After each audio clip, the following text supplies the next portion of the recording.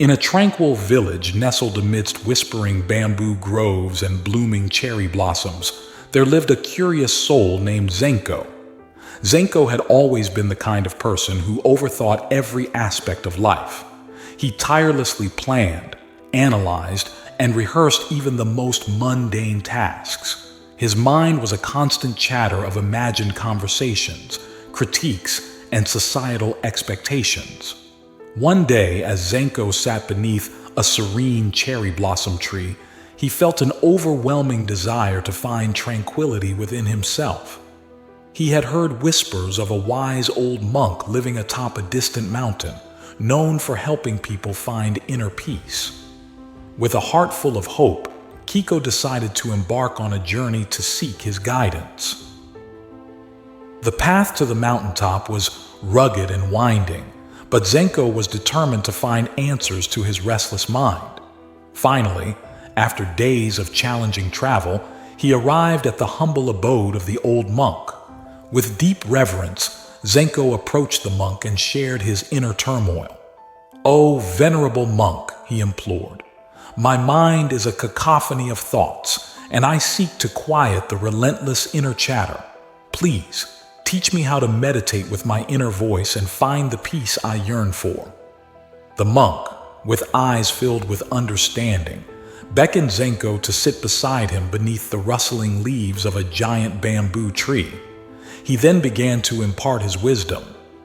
"Dear Zenko," the monk began, "meditation is the art of letting go, of relinquishing control over life's endless events. It is about silencing the ceaseless chatter within and finding serenity in relaxation." Zenko listened attentively, absorbing every word the monk spoke. The monk continued, "To meditate with your inner voice, you must first discover who you truly are.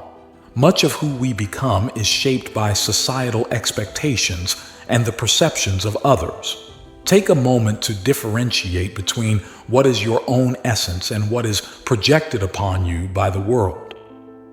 Zenko nodded, understanding the importance of self-discovery. He realized that he had been living a life defined by others' expectations. "Pay heed to your initial impressions," the wise monk advised. "These are the subtle feelings that arise before rational thought takes over. Your intuition, your inner voice, speaks through these initial sensations. It guides you towards the path that aligns with your true self." Zenko took a deep breath, recognizing that he often ignored his intuition in favor of societal norms and opinions. "Listen to the conversations within your mind," the monk continued. "Your inner voice often engages in debates with external voices. Imagine discussions with society, family, friends, and even strangers.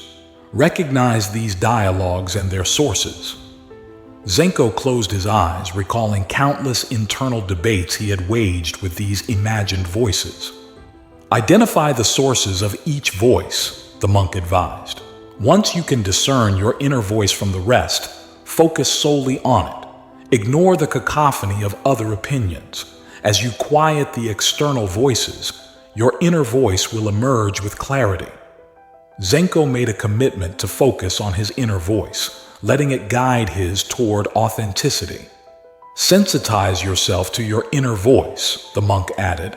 "It speaks to you through subtle feelings, a sense of conflict or discomfort.